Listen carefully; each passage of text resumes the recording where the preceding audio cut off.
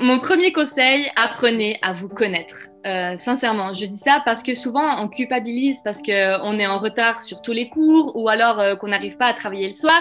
Et en fait, il faut comprendre que c'est complètement OK. Ce qui est le plus important, vraiment, c'est de comprendre quel moment est le plus propice pour nous pour réviser et travailler, s'embrasser de l'air pendant des heures et finalement culpabiliser parce qu'on n'a rien fait et rien appris. On apprend à la HEP à s'adapter aux besoins de chaque élève, mais on oublie de l'appliquer pour nous aussi. Donc, premier conseil, apprenez à vous écouter. Deuxième conseil, plus concret, je dirais l'organisation. Assurez-vous d'avoir par exemple de bons résumés de chaque cours. Je sais que pas tout est intéressant et que le stage prend énormément de place, mais si vous êtes une personne qui avait besoin de tout résumer, de tout relire, d'avoir des notes propres au carré, faites-le. Si vous préférez ne rien relire car vous avez bien suivi pendant le cours, alors c'est complètement OK. Tout dépend en fait de notre capacité à enregistrer les informations. Ensuite, identifiez-vous et prenez le temps de vous poser la question, OK, comment je retiens le mieux les cours de la journée? Est-ce que c'est en prenant des notes par écrit, en faisant des résumés? C'est vraiment une manière qui vous est propre. Et quand on vous dit de tenir un journal réflexif, ça parlera à tous les élèves de la HEP, faites-le aussi pour vos cours. Qu'est-ce qui a fait qu'aujourd'hui je suis spécialement fière de ma journée et que j'ai super bien retenu?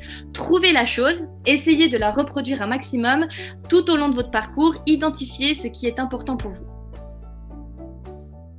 Troisième conseil, dépassez vos limites. Vraiment, je me souviens que moi, j'avais énormément de mal à me détacher de mon stage. Pour donner un exemple, par exemple, en troisième année, je préférais carrément sécher les cours pour préparer mon stage, quitte à devoir plus travailler pendant les examens. Mais vraiment parce que j'adorais mes élèves, j'adorais ma classe, j'adorais mes profs. C'est pour ça que ça me tenait vraiment à cœur d'arriver en stage hyper bien préparé. Et attention, hein, par contre, plein de fois, ça a été extrêmement difficile et j'ai dû sortir de ma zone de confort. Il faut vraiment voir votre zone de confort comme un petit cercle, comme ça, et qui s'agrandit, en fait, et on passe par des zones de peur, on se pose plein de questions, c'est complètement normal. Ensuite, on passe par une zone d'apprentissage, où on n'est toujours pas hyper confortable, et ensuite, on atteint notre zone de grandeur. Et une fois qu'on a atteint cette zone de grandeur, c'est notre nouvelle zone de confort, et c'est à ce moment-là qu'on est extrêmement fiers de nous, et on a juste envie de recommencer. Alors, une fois que vous avez compris quel est le meilleur moment pour vous pour réviser, que vous savez identifier quelle est la stratégie que vous préférez pour retenir un cours, maintenant, testez de nouvelles choses. Écoutez votre profo, faites-lui confiance, profitez de lui poser toutes les questions que vous avez envie et surtout, n'ayez pas peur de repousser votre limite. Quatrième astuce, ménagez votre cerveau.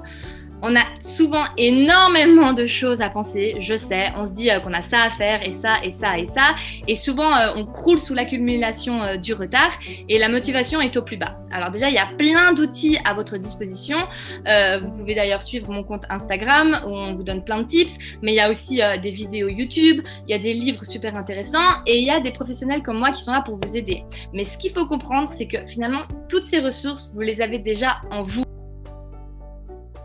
Cinquième tips, je pense le plus important, c'est se faire confiance. Faites-vous confiance. C'est la clé numéro 1. Apprenez à vous écouter, apprenez à vous connaître, déculpabilisez et faites de votre mieux. Comme je disais, les ressources, vous les avez déjà en vous. Vous n'êtes pas seul, vous pouvez vous faire aider, mais apprenez d'abord à vous connaître.